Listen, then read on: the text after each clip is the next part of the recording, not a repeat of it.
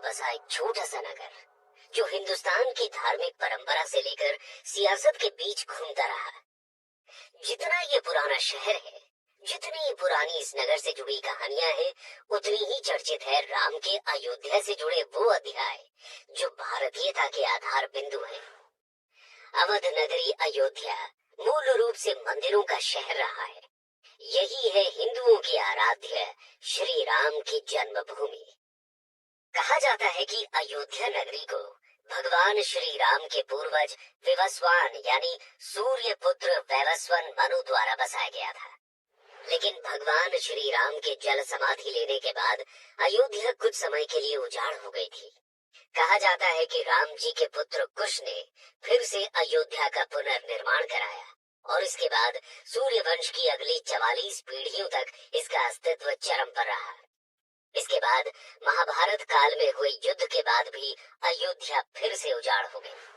श्री राम जन्मभूमि अयोध्या और यहाँ बने श्री राम मंदिर को एक नहीं बल्कि कई बार आक्रमणों का सामना करना पड़ा। अयोध्या को नष्ट करने के लिए मुगलों द्वारा कई अभियान भी चलाए गए। मंदिर में बाबरी ढांचा खड़ा किया, भव्य मंदिर तोड़ मस्जिद बनवाए गए, लेकिन प्रभु श्री राम की जन्मभूमि कभी नष्ट न हो सकी। दोस्तों, वैसे तो अयोध्या नगरी का इतिहास त्रेता युग से भी पुराना है और मैं मानता भी हूँ कि अयोध्या स्थित भगवान श्री राम जन्मभूमि मंदिर का पूरा इतिहास शब्दों में समेटना किसी के लिए संभव नहीं है। और अगर इसके ऐतिहासिक और कानूनी महत्व को तो कुछ हद तक समेट भी ले, तो इसके असीमित धार्मिक और पौराणिक मान्यताओं और उनसे जुड़े तथ्यों को शब्दों में सहेजना असंभव है। फिर भी यहाँ पर हमने इस पवित्र मंदिर के बारे में उसके हर पहलू को कुछ गिनती के शब्दों में समेटने की कोशिश की है। आज की इस वीडियो में हम बात करेंगे श्री राम की जन्मभूमि के सफर के बारे में, उनके विवाद से लेकर विध्वंस, निर्माण और उद्घाटन तक के सफर के बारे में। तो चलिए शुरू करते हैं। History of Ram temple. Ayodhya में राम मंदिर के पीछे का इतिहास भारत के धार्मिक और सांस्कृतिक ताने बाने में गहराई से लिपटा है। हिंदू पौराणिक कथाओं के अनुसार अयोध्या को महाकाव्य रामायण में भगवान राम का जन्म स्थान माना जाता है।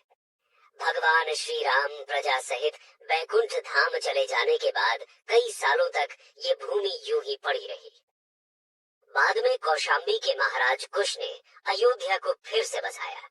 इसका वर्णन कालिदास के ग्रंथ रघुवंश में मिलता है। लोमश रामायण के अनुसार उन्होंने ही सबसे पहले अपने परम पिता की पूज्य जन्मभूमि पर पत्थरों के खंभों वाले मंदिर का निर्माण करवाया।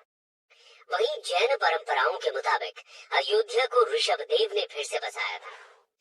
भविष्य पुराण के अनुसार उज्जैन के महाराज विक्रमादित्य ने ईसा पूर्व में एक बार फिर से दूसरी बार उजड़ चुकी अयोध्या का निर्माण करवाया। धार्मिक ग्रंथों के अनुसार वे भगवान विष्णु के परम भक्त थे और उन्होंने अयोध्या में सरयू नदी के लक्ष्मण घाट को आधार बनाकर 360 मंदिरों का निर्माण करवाया था। साथ ही उन्होंने श्री राम जन्मभूमि पर एक भव्य मंदिर का निर्माण भी करवाया था। विक्रमादित्य के बाद के राजाओं ने भी समय समय पर अयोध्या राम मंदिर की देखरेख की। उन्हीं राजाओं में से एक शुंग वंश के प्रथम शासक पुष्यमित्र शुंग ने भी अपने समय पर अयोध्या राम मंदिर का रेनोवेशन करवाया था। पुष्यमित्र का एक इंस्क्रिप्शन भी अयोध्या से प्राप्त हुआ है, जिसमें उनके द्वारा अयोध्या में 2 अश्वमेध यज्ञ किए जाने का वर्णन भी मिलता है। अयोध्या राम मंदिर इतिहास जानने के लिए हुई खुदाई में ऐसे अनेकों रिकॉर्ड मिले हैं, जिनसे ये पता चलता है कि गुप्त वंशीय सम्राट चंद्रगुप्त द्वितीय के समय और उसके काफी समय बाद तक अयोध्या ही गुप्त साम्राज्य की राजधानी थी। गुप्तकालीन समय के महाकवि कालिदास ने भी अयोध्या राम मंदिर और उसके पौराणिक इतिहास का अपने महाकाव्य रघुवंश में कई बार जिक्र किया है।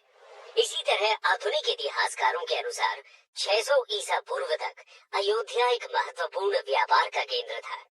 इस स्थान को एक अंतर्राष्ट्रीय पहचान 5वीं शताब्दी में ईसा पूर्व के दौरान तब मिली, जब ये एक प्रमुख बौद्ध केंद्र के रूप में विकसित हो गया था। तब इसका नाम साकेत था, जो अयोध्या राम जन्मभूमि का एक पौराणिक नाम भी है।